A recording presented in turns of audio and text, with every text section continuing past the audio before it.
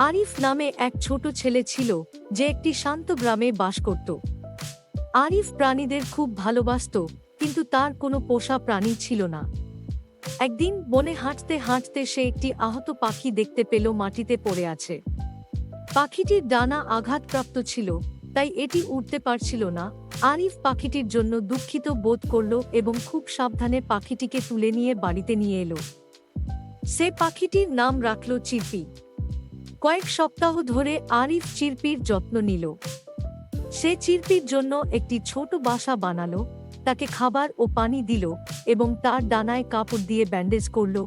ধীরে ধীরে চিরপির ডানা ভালো হয়ে গেল এবং সে আবার ডানা ঝাপটাতে শুরু করল। আরিফ খুব খুশি হল। একদিন রোদেলা বিকেলে চিরপি প্রথমবার উড়ল।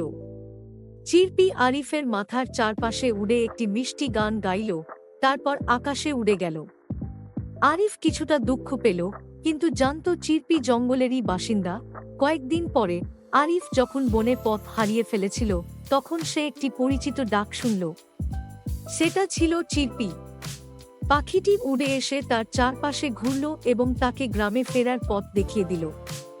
আরিফ বুঝল তার চিরপির প্রতি দেখানো দয়া তাকে ফিরে পেয়েছে।